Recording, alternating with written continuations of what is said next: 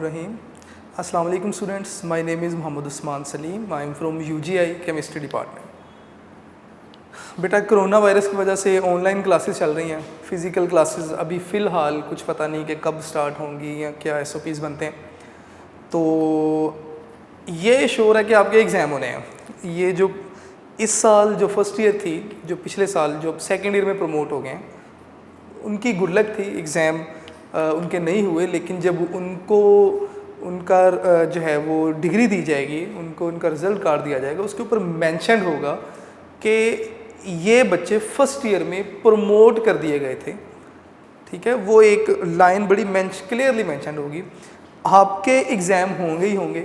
आप ऐसा नहीं सोचिएगा कि शायद मामला कुछ ऐसे बन जाएंगे, हमारे मैट्रिक के एग्ज़ाम नहीं हुए तो शायद हमारे आपके तो मैट्रिक के भी हुए हैं, तो आपने अपनी तैयारी फिट रखनी है.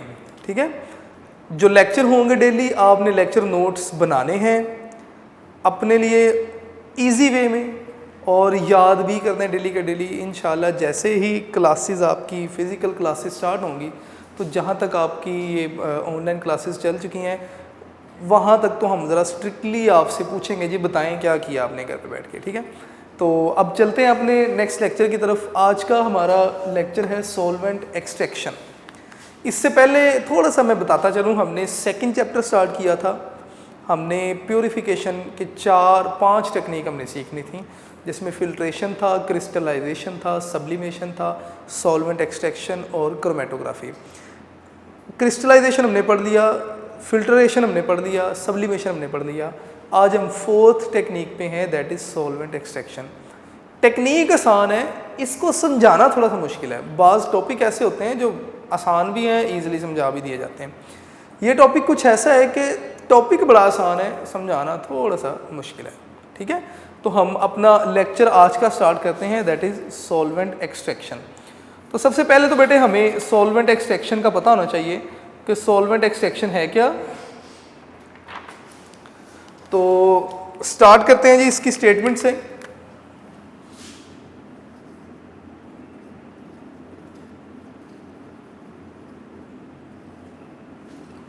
सॉल्वेंट एक्सट्रैक्शन क्या है? वो कहते हैं जी कि ये भी एक सेपरेशन टेक्निक है, प्योरीफिकेशन टेक्निक है. तो मैं यहाँ पे लिख देता हूँ, it's a technique, it's a technique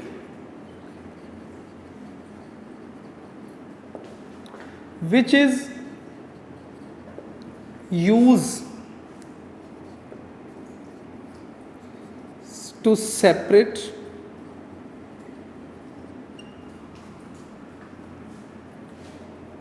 a solute from a solution. अब हम यहाँ कर क्या रहे हैं? हम किसी सॉल्यूशन में से किसी सोल्यूट को सेपरेट कर रहे हैं. इतनी लाइन से तो अभी तक ये इन्फॉर्मेशन मिली है. कैसे कर रहे हैं नेक्स्ट आगे देखें. बाय एडिंग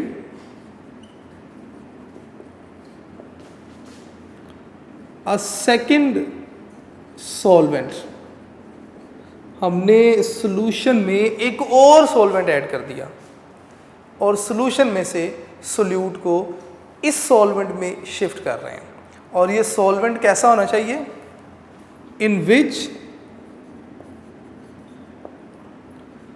द सोल्यूट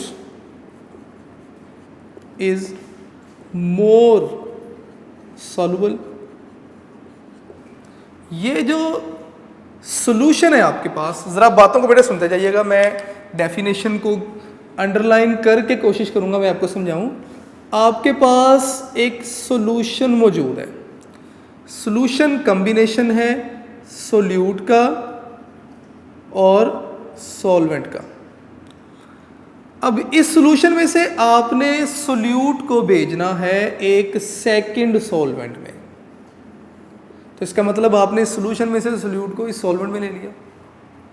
और ये जो सेकंड सॉल्वेंट है, ये कैसा होना चाहिए? सोल्यूट इस सेकंड सॉल्वेंट में मोर सॉल्युबल होना चाहिए. आपने क्या किया? टेक्निक यूज आपने की सेपरेट करने के लिए सोल्यूट को सॉल्यूशन में से.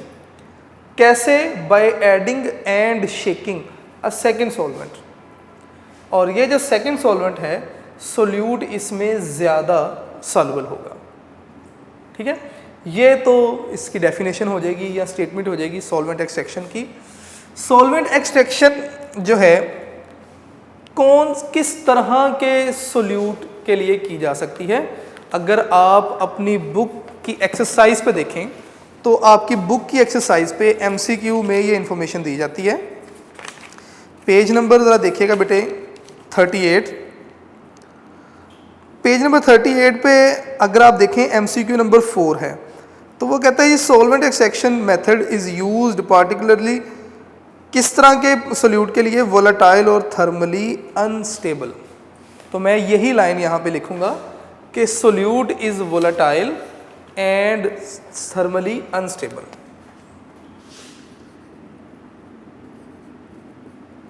If solute is volatile and thermally unstable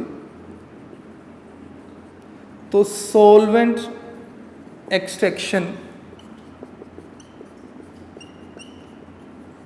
technique is used। तो आप सॉल्वेंट एक्सट्रैक्शन टेक्निक यूज़ करेंगे। अब देखिए बेटे इसका मतलब क्या है, ज़रा मेरी बात को गौर से सुन लीजिएगा। ये लाइन लिखने का मकसद क्या है, यहाँ पे हमने सबसे पहले फिल्ट्रेशन टेक्निक पढ़ी थी।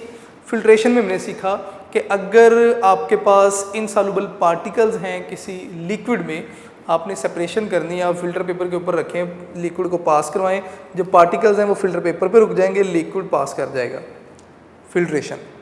अगर आपके पास कोई सॉल्यूशन है और उस सॉल्यूशन में जो सोल्यूट है वो डिज़ोल्व हो चुका है, आपने उसको सेपरेट करना है तो क्रिस्टलाइजेशन। अगर आपके पास कोई मिक्सचर है उसमें सब्लिमेटिंग मटेरियल है तो सब्लिमेशन। अब जो सोल्यूट है वो वोलेटाइल है और थर्मली अनस्टेबल है। इसका मतलब आप अगर हीट करके क्रिस्टल्स बनवाएंगे तो ऐसा नहीं होगा, क्योंकि सोल्यूट तो थर्मली अनस्टेबल है। आप हीट करेंगे तो थर्मली मतलब हीट के लिहाज से वो अनस्टेबल है, सोल्यूट डिकम्पोज हो जाएगा, कुछ और बन जाएगा। और सोल्यूट सॉल्वेंट में डिज़ोल्व हो चुका है, आप फिल्ट्रेशन से अलहदा नहीं कर सकते। सब्लिमेशन का यहाँ पे कोई कॉन्सेप्ट नहीं है, सब्लिमेशन इस्तेमाल नहीं कर सकते। इस तरह के सोल्यूट के लिए फिर आप सॉल्वेंट एक्सट्रैक्शन मेथड इस्तेमाल करते हैं। ठीक है, सॉल्वेंट एक्सट्रैक्शन जो है इसकी बेस क्या है, वो कहता है जी कि पार्टीशन लॉ या डिस्ट्रीब्यूशन लॉ जो है वो बेस है सॉल्वेंट एक्सट्रैक्शन की। तो मैं यहाँ पे ये लाइन लिख भी देता हूँ कि पार्टीशन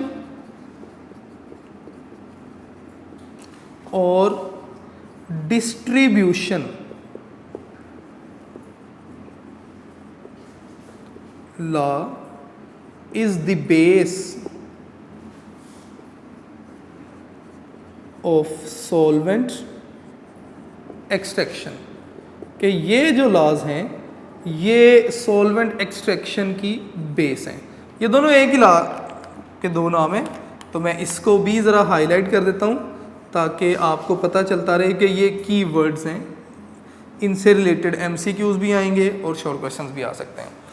तो सबसे पहले तो फिर हमें पार्टीशन लॉ या डिस्ट्रीब्यूशन लॉ का पता होना चाहिए।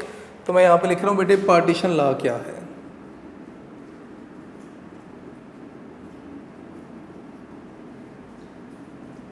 दोबारा बता दूं कि पार्टीशन लॉ डिस्ट्रीब्यूशन लॉ एक ही चीज़ के दो नाम हैं।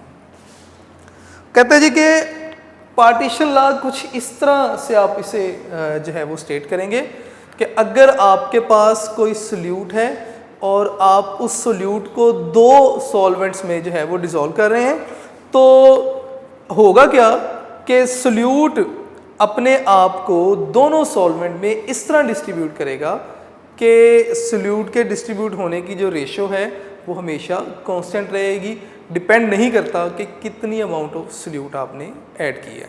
ठीक है, तो मैं यहाँ पे पार्टीशन लॉ को कुछ इस तरह स्टेट करूँगा कि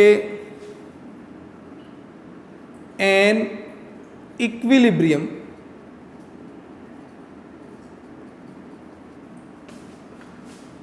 प्रोसेस, इक्विलिब्रियम प्रोसेस है जिसमें होता क्या है, इन विच solute distribute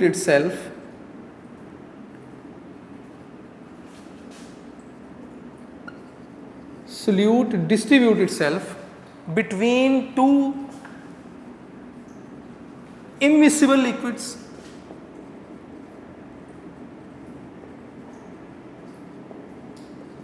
इमिसिबल जो एक दूसरे में डिसॉल्व नहीं होंगे, ऐसे सॉल्यूशंस जिनको आप अगर इकट्ठा रखेंगे वो मिक्स नहीं होंगे बल्कि उनकी लेयर्स सेपरेट हो जाएंगी। फॉर एग्जांपल आप घर पे ये एक्सपेरिमेंट भी कर सकते हैं। आप घर पे एक छोटी सी बॉटल लें, उसमें ऑयल डालें थोड़ा सा और हाफ उसमें वाटर डालें।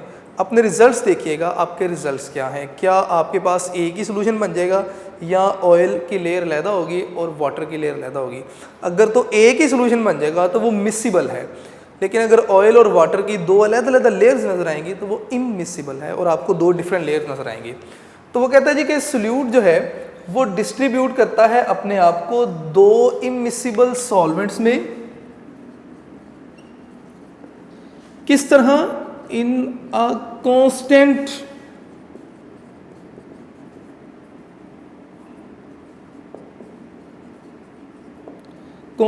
रेशो के एक कांस्टेंट रेशो में अपने आप को सोल्यूट डिस्ट्रीब्यूट करेगा। मैं पहले ये लिख लूं, मैं इस सारे को डिस्क्राइब भी करूंगा, डिस्कशन भी करूंगा इस पे, ठीक है। Irrespective to the amount of solute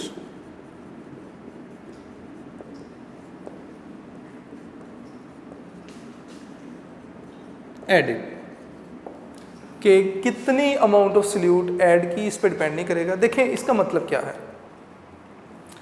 फर्ज करें कि आपके पास ये एक सॉल्यूशन है कोई, जिसमें 100 सोल्यूट पार्टिकल हैं जिन्हें मैंने ए का नाम दे दिया। आप इस सॉल्यूशन में एक और सॉल्वेंट ऐड करते हैं, आपने दूसरा सॉल्वेंट डाल दिया जिसकी मैंने अपर लेयर दिखा दी। तो इन 100 में से लेट से मैं एग्जांपल दे रहा हूं कि 30A इधर आ गए और इधर कितने रह गए? 70A रह गए। चलें आसानी के लिए हम 50A इस तरफ कर देते हैं और 50 ही A हम इस तरफ, बल्कि आप इस तरह कर लें कि 25A इस तरफ और 75A इस तरफ। मैंने 50-50 इसलिए नहीं किया ताकि अगर आप कुछ और ना समझ जाए उसके लिए। तो अब ये कांस्टेंट रेशो है, इसका मतलब ये हुआ कि इस सॉल्यूशन में से हमेशा 25% सोल्यूट इस तरफ आ जाएगा और 75% इस तरफ रहेगा। 25% इस तरफ आ गया, इस 25 वाले को आप सेपरेट कर लें। इसका मतलब अब ये दोबारा से एक सॉल्यूशन है जिसमें 75A है। अब आप दोबारा से न्यू सॉल्वेंट ऐड करें जिसमें सोल्यूट मौजूद नहीं है। अब इस 75 का 25% दोबारा से इधर आ जाएगा और बाकी इस 75 का 75% इधर रुक जाएगा। तो पहले केस में भी इसी तरह हुआ था कि 25% शिफ्ट किया, दूसरी बार भी 25% शिफ्ट किया। अब आप इसको रिमूव करें, इसको आप यहाँ पे रहने दें। ये जो 75% इसका बचेगा उसमें से 25% आगे चला जाएगा। तो इसका मतलब जो सोल्यूट अपने आप को दूसरे सॉल्वेंट में शिफ्ट कर रहा है, ठीक है, सोल्यूट अपने आप को डिस्ट्रीब्यूट कर रहा है दूसरे सॉल्वेंट में। वो किस तरह कर रहा है? एक कांस्टेंट रेशो के साथ कर रहा है। डिपेंड नहीं करता कि अमाउंट ऑफ सोल्यूट क्या थी। अगर 100 थे तो 100 में से 25 चले गए, ठीक है, 75 रह गए। अगर मैं परसेंटेज के लिहाज से बात करूं तो 100 में से 25% इस तरफ चले गए, 75% इस तरफ रह गए। दोबारा जब आपने नया सॉल्वेंट ऐड किया तो इस 75 को अगर मैं 100% कह दूं तो इसमें से 25% इस तरफ जाएंगे दोबारा से और इसका 75% बाकी बच जाएगा। यानी कि हमेशा एक फिक्स रेशो जा रही है। ऐसा नहीं है कि कभी ज़्यादा सोल्यूट इस तरफ जा रहा है, कभी कम सोल्यूट इस तरफ जा रहा है, ऐसा नहीं है। एक फिक्स रेशो हमेशा जो है वो मूव करेगी। तो ये डिस्ट्रीब्यूशन ला था। अगर आपको, मेरा तो ख्याल है कि समझ आ जाना चाहिए, अदरवाइज़ दोबारा इसके स्टेटमेंट को देखिएगा, आपको क्लियर होती जाएगी बात। अब नेक्स्ट जो है आगे चलते हैं जी, बात को लेकर इसकी एग्जाम्पल को देखते हैं जी। दो एग्जाम्पल आपके साथ डिस्कस की गई हैं, एक ईथर एग्जाम्पल है और दूसरी आपके पास एग्जाम्पल है जी आयोडीन वाली। तो पहले इसकी एग्जाम्पल हम देखते हैं जी, ईथर एग्जाम्पल है जी सबसे पहले।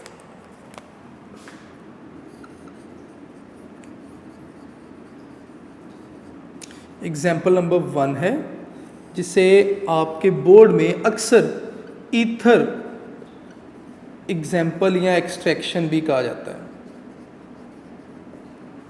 ईथर एक्सट्रैक्शन, ईथर एक्सट्रैक्शन है क्या? देखिए बेटे, मोस्टली हम जब अपना कोई रिएक्शन करवा रहे होते हैं तो हमारे रिएक्शंस के रिज़ल्ट में ऑर्गेनिक कंपाउंड भी बनते हैं, इनऑर्गेनिक कंपाउंड भी बनते हैं। ठीक है, लेट्स से हमने कोई रिएक्शन करवाया, उस रिएक्शन के रिज़ल्ट में हमारे पास ऑर्गेनिक कंपाउंड बने, लेकिन these organic compounds are present in aqueous layer, water में मौजूद हैं। इन ऑर्गेनिक कंपाउंड को हम फिल्टर करके अलहदा नहीं कर सकते, इन ऑर्गेनिक कंपाउंड को हम हीट करके क्रिस्टल्स नहीं बना सकते, तो फिर हमें इनको सेपरेट करने के लिए सॉल्वेंट एक्सट्रैक्शन करवानी पड़ेगी। हम उस वाटर में ईथर को भेजेंगे, ईथर वाटर में मौजूद ऑर्गेनिक कंपाउंड को अपने अंदर डिसॉल्व करेगा, फिर हम ईथर को निकालेंगे, उसमें ऑर्गेनिक कंपाउंड मौजूद हैं और उन ऑर्गेनिक कंपाउंड का जो भी यूज़ आप नेक्स्ट आगे करना चाहते हैं आप कर सकते हैं। ठीक है, तो मैं यहाँ पे ईथर एक्सट्रैक्शन स्टार्ट कर रहा हूँ, बेटा ज़रा देखते रहिएगा साथ साथ। वो कहते हैं जी कि इन मैनी सिंथेसिस, जब आप लेबॉर्ट्री में कोई चीज़ तैयार करते हैं तो उसे सिंथेसिस कहते हैं। Organic compounds are present in aqueous layer,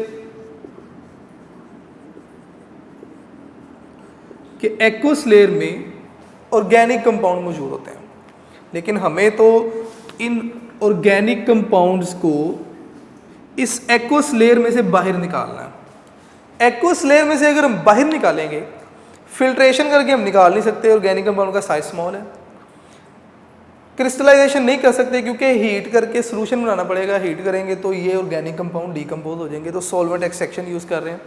तो सॉल्वेंट एक्सट्रैक्शन जो है वो हम यूज़ करेंगे इस पर्पज़ के लिए।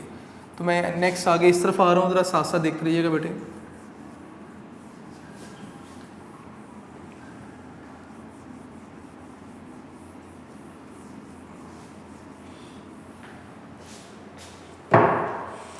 तो मैं यहाँ पे लिख रहा हूँ कि सॉल्वेंट एक्सट्रैक्शन इज यूज्ड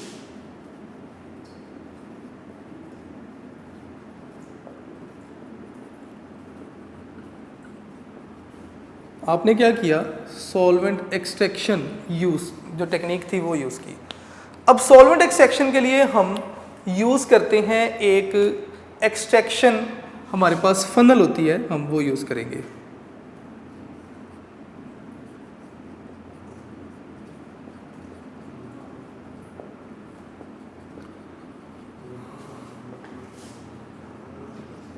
अब ये जो एक्सट्रैक्शन फनल है, ज़रा इसको देख लें, सॉरी एक्सट्रैक्शन फ्लास्क आप इसे नाम देंगे, फनल नाम देंगे, या सेपरेटिंग फनल भी आप इसे कहते हैं।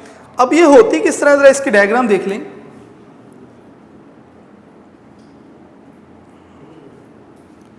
ये फनल सबसे ऊपर इसका वो हिस्सा जहाँ से आप इसमें लिक्विड ऐड करते हैं,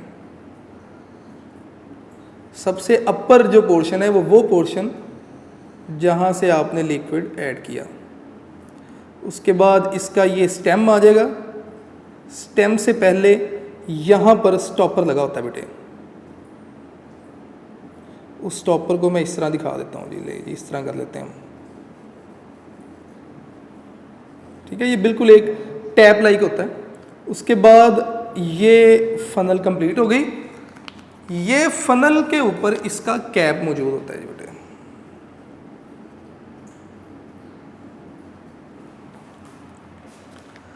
आप करते क्या हैं, मैंने कहा जी कि मैंने सिंथेसिस, हमने कोई रिएक्शन करवाया, उसके रिजल्ट में हमारे पास एक्वस लेयर में ऑर्गेनिक कंपाउंड मौजूद है।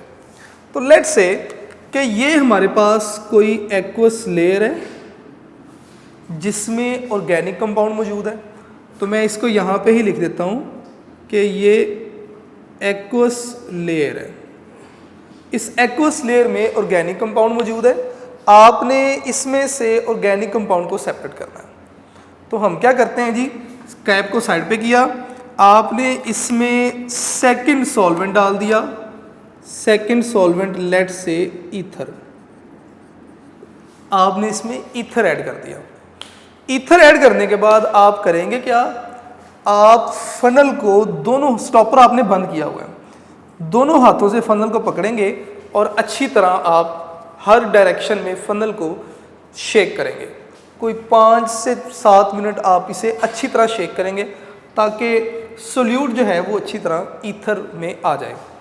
अब होगा क्या, शेक करने से सोल्यूट ईथर में शिफ्ट होगा, लेकिन ऐसा नहीं है कि जितना ज़्यादा आपने ईथर डाला उतना ज़्यादा सोल्यूट इस तरफ आएगा, ऐसा नहीं होगा।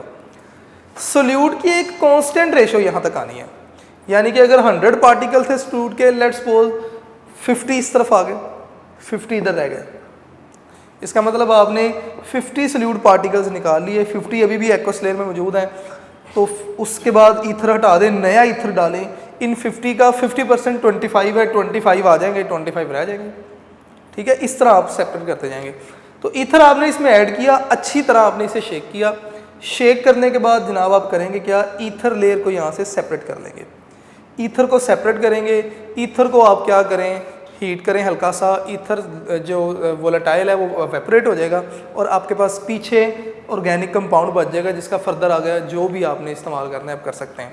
तो मैं इसको कंप्लीट करता हूँ जी, जो हमारे पास लिखा हुआ था, मैंने लिखा जी सॉल्वेंट एक्सट्रैक्शन यूज़ करते हैं, एक्सट्रैक्टिंग फनल आप यूज़ करते हैं। इसमें होता क्या है, ऐसे आप सेपरेटिंग फनल भी कहते हैं। Place aqueous layer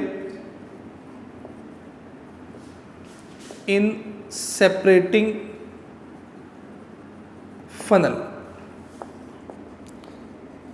separating funnel में आपने एक्वस लेयर जो थी वो जिसमें ऑर्गेनिक कंपाउंड है वो डाला, प्लस आपने ईथर भी ऐड कर दिया इसमें।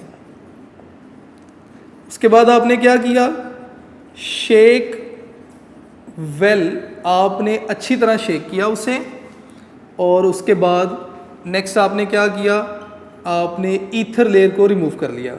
मैं यहाँ पे लिख दूंगा जी रिमूव ईथर लेयर।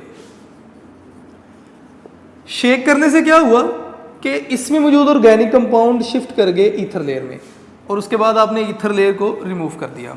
उसके बाद आपने दोबारा से क्या किया, रिपीट करें आप इस प्रोसेस को,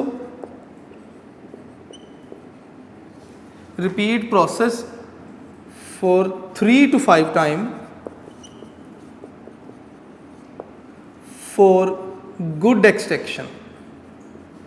अच्छी एक्सट्रैक्शन के लिए आप इस प्रोसेस को 3 से 5 मरतबा रिपीट करें। जितनी बार आप प्रोसेस रिपीट करेंगे उतनी ही अच्छी एक्सट्रैक्शन होगी। ऐसा बिल्कुल नहीं है कि जितना ज़्यादा ईथर डालेंगे उतनी ज़्यादा एक्सट्रैक्शन हो जाएगी, ऐसा बिल्कुल नहीं होगा। जितना मर्जी आप ईथर डालें, अगर इसका 50% शिफ्ट होना है 50% ही शिफ्ट होगा।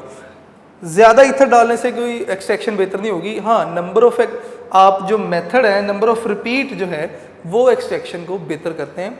तो ये आपके पास बेटे ईथर एक्सट्रैक्शन थी, ठीक है। इसकी सेकंड एग्जांपल जो आ जाती है दैट इज़ आयोडीन एक्सट्रैक्शन। जी, तो बात हो रही थी जी सेकंड एग्जांपल की। सेकंड एग्जांपल की तरफ आते हैं। सेकंड एग्जांपल है जी आयोडीन एक्सट्रैक्शन है, यानी कि आयोडीन को आपने एक्सट्रैक्ट करना है एक सॉल्वेंट से दूसरे सॉल्वेंट में। तो इसके एग्जांपल को पहले हेडिंग दे देते हैं जी,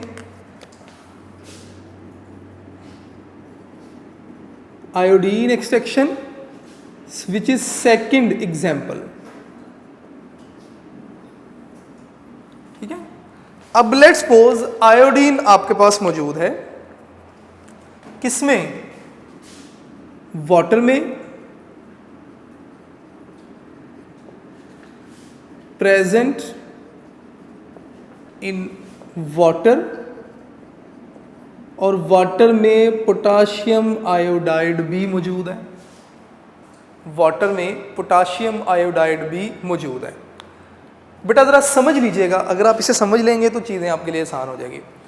होगा क्या कि वाटर में जो पोटाशियम आयोडाइड है ये डीकम्पोज होगा किसमें, के पॉजिटिव और आई नेगेटिव में, के पॉजिटिव और आई नेगेटिव में।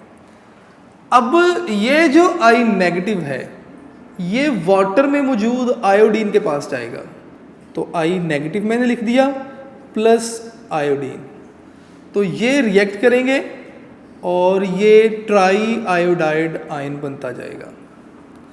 ये जो आयोडीन है इसका कलर बेटे पर्पल होता है, और जो ट्राई आयोडाइड आयन बनेंगे ब्राउनिश सा कलर होगा इनका। ये बातें आपने याद रखनी है।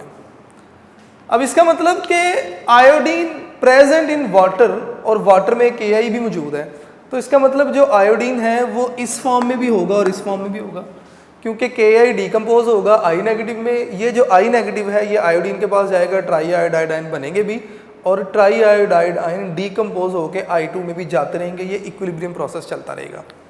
आप करेंगे क्या, आप सेकंड सॉल्वेंट ऐड करेंगे विच इज़ कार्बन टेट्राक्लोराइड।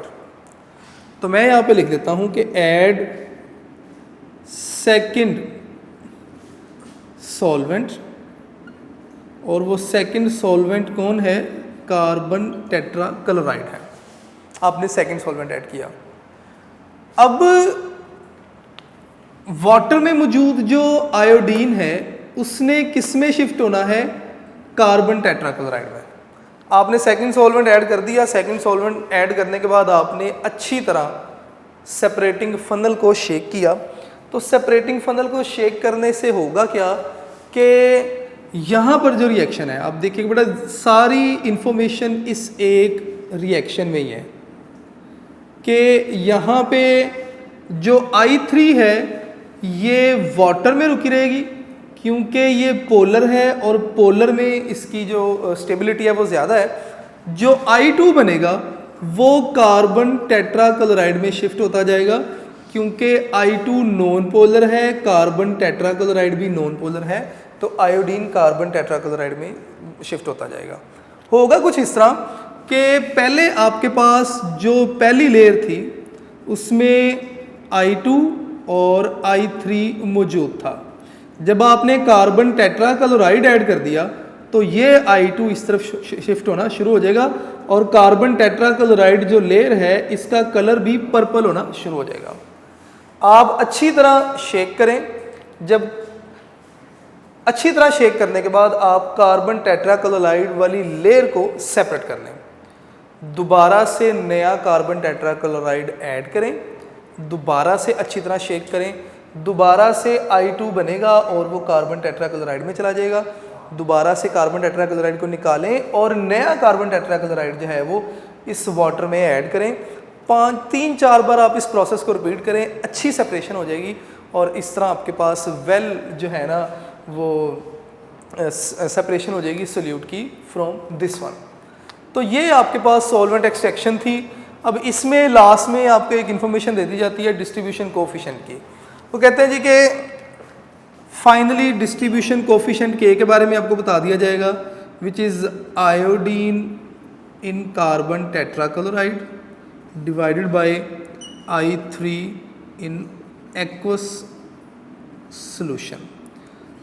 ये बेटे K क्या है, डिस्ट्रीब्यूशन कांस्टेंट है। जितनी K की अच्छी वैल्यू आएगी डिस्ट्रीब्यूशन उतनी ही अच्छी होगी और distribution constant is equal to the ratio of iodine present in organic layer या carbon tetrachloride to the iodide ion present in aqueous solution.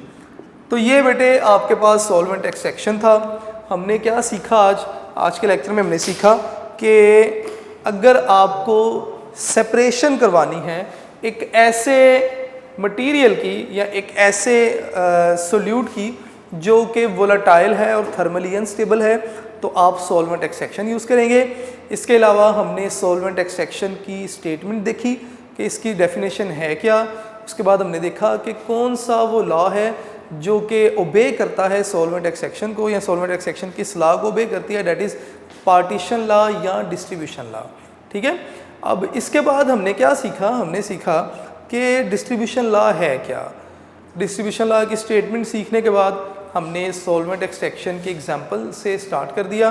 पहली एग्जांपल हमने ईथर एग्जांपल देखी थी और जो दूसरी एग्जांपल हमने डिस्कस की दैट इज़ आयोडीन एग्जांपल। तो दोनों एग्जांपल्स को बड़ी अच्छी तरह हमने डिस्कस किया। बट एक लेक्चर रह गया है, एक लेक्चर के बाद ये चैप्टर कंप्लीट हो जाएगा। तो मेरी आपसे बड़ी हम्बल और बड़ी ना स्ट्रॉन्ग किस्म की अपील है कि आप जो भी मैं आपको काम करवाता हूँ, डेली का काम आप डेली नोट करें, अपने लेक्चर नोट्स बनाएं और कोशिश करें कि जब आपके टेस्ट हों तो आप अपने लेक्चर नोट से प्रिपरेशन करें, ना कि आप डिफरेंट मटेरियल्स या डिफरेंट बुक्स की तरफ जाएं। ठीक है जी, तो बात हो रही थी बेटे कि आप अपने लेक्चर नोट्स खुद बनाएं ताकि जब आपका टेस्ट हो तो यू विल बी एबल कि आप अपने ही नोट से तैयारी करें और अपने टेस्ट वगैरह जो हैं वो परफॉर्म करें। तो अभी हमारे पास तकरीबन कोई 8 या 9 मिनट बाकी हैं। तो क्रोमेटोग्राफी हमारा नेक्स्ट टॉपिक है, लेकिन कंप्लीट नहीं होगा। तो बेटे मैं चाहता हूँ कि हम एक्सरसाइज देख लें। पेज नंबर 38 पे आइएगा ज़रा, एक्सरसाइज देखिएगा। MCQs हैं पेज 38 पे। Question number 1 MCQs। First MCQ देखिएगा, a filtration process could be very time taking या time consuming if it were not aided by a gentle suction which is developed by. कैसे develop होगी? Paper cover the funnel up to it circumference, गलत है। If the paper has got smalls, गलत। If the stem of the funnel is large, गलत। If the paper fits tightly. अगर आपको याद होगा तो मैंने जब फोल्डिंग ऑफ फिल्टर पेपर बताया था, मैंने इसमें बताया था आपसे कि आप फिल्टर पेपर की साइड्स को वेट करें और जेंटली आप फनल में एडजस्ट करें। जितना अच्छी तरह आप एडजस्ट करेंगे उतनी अच्छी सक्शन प्रोड्यूस होगी। तो जितना अच्छी तरह पेपर फिट होगा फनल में उतनी ही अच्छी टाइम कम लगेगा। तो इसका डी ऑप्शन होगा, if the paper fits tightly. Second MCQ देखिएगा, during the process of crystallization the hot saturated solution. अब जब आप क्रिस्टलाइजेशन करवाते हैं तो हॉट सैचुरेशन सोल्यूशन जो है, सैचुरेटेड सोल्यूशन क्या होना चाहिए? Cooled very slowly to get large size of crystal, नहीं। Cooled at moderate rate to get medium size crystal, बिल्कुल ठीक। मैंने आपको कूलिंग 3 तरह से बताई थी। मैंने आपसे कहा था मॉडरेट कूलिंग हम करवाएंगे ताकि हमें वेल साइज क्रिस्टल्स मिले। सी भी इसका देख लें, is evaporated to get the crystal, गलत हो गया। ये भी is mixed with an immiscible liquid, two गलत है जी। Solvent extraction is an equilibrium process and it is controlled by law of mass action, नहीं। हमने सॉल्वेंट एक्सट्रैक्शन में कहीं भी लॉ ऑफ मैस एक्शन नहीं देखा। अमाउंट ऑफ सॉल्वेंट यूज, नहीं। डिस्ट्रीब्यूशन लॉ, बिल्कुल। इसकी जो बेसिस थी सॉल्वेंट एक्सट्रैक्शन की that was distribution law. Amount of solute ये भी छोड़ दे बेटे। अब solvent extraction method is particularly useful technique for separation when the product to be separated is. ये मैंने आपको टॉपिक में बताया भी था कि आप MCQ नंबर 4 देखें। जब आपके पास जो प्रोडक्ट जो है वो वोलेटाइल और थर्मली अनस्टेबल होगा तो आप सॉल्वेंट एक्सट्रैक्शन यूज़ करेंगे। नंबर 5 MCQ मैं इसलिए नहीं करवा रहा क्योंकि अभी हमने क्रोमेटोग्राफी नहीं पढ़ा। क्वेश्चन नंबर 4 पे आए बेटे। ये क्वेश्चन मैंने आपको करवा दिया। क्रिस्टलाइजेशन जो है इसके फर्स्ट पैराग्राफ में इसका आंसर लिखा हुआ है, why is there a need to crystallize the crude product, मैंने आपको करवा भी दिया।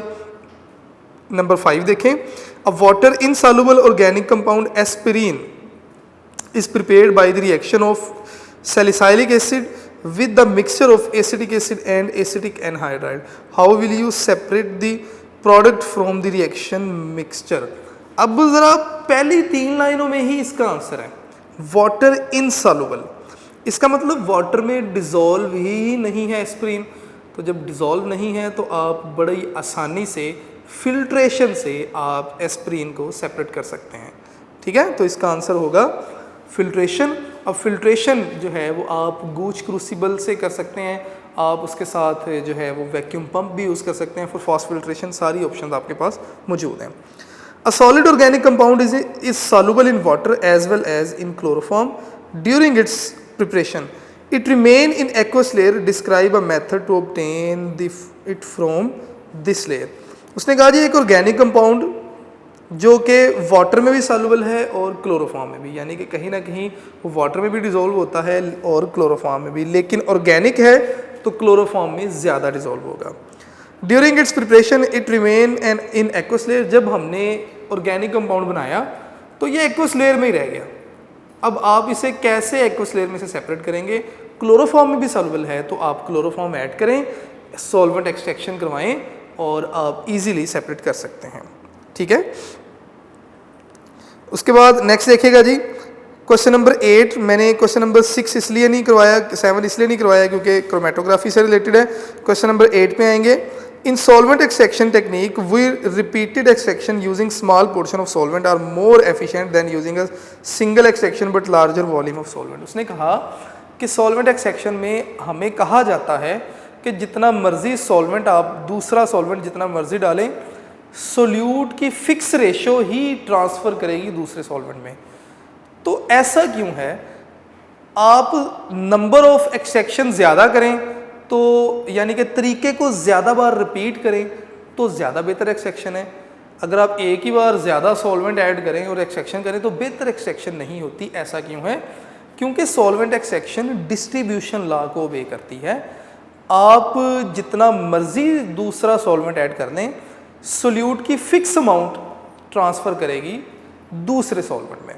तो इसका मतलब कि आप ज़्यादा अमाउंट में सेकंड सॉल्वेंट लेने के बजाय आप सॉल्वेंट एक्सट्रैक्शन जो प्रोसेस है इसे 3 से 4 बार रिपीट करें तो आपके पास बेहतर एक्सट्रैक्शन हो जाएगी। क्वेश्चन नंबर 9 देखेंगे। Write down the main characteristics of solvent selected for crystallization of a compound. तो ये चॉइस ऑफ सॉल्वेंट क्रिस्टलाइजेशन वाले टॉपिक में मैंने आपको करवा दिया था। उसके बाद क्वेश्चन नंबर 10 जो है वो क्रोमेटोग्राफी वाले टॉपिक में से है, इसको मैं यहाँ पे नहीं करवा रहा। ठीक है, क्रोमेटोग्राफी के बाद ही इसे कंप्लीट किया जाएगा।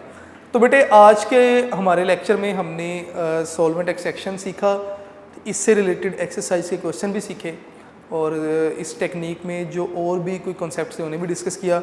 आपने एक काम करना है, आपने अपने लेक्चर नोट्स बनाने हैं। आपकी सबसे ज़्यादा जो हेल्पफुल की है वो आपके अपने लेक्चर नोट्स हैं। ठीक है, अपना डेली का काम बेटे डेली करें, अपने नोट्स बनाएं, घर पे रहें, सेफ़ रहें, बाहर नहीं जाएं, बाहर से ये डिज़ीज़ को घर नहीं लाएं, अपने घर वालों को भी सेफ़ रखें, अपने स्टडीज़ की तरफ फोकस करें। तो इंशाल्लाह बेटे नेक्स्ट लेक्चर में मुलाकात होगी। थैंक यू बेटे, अल्लाह हाफिज़।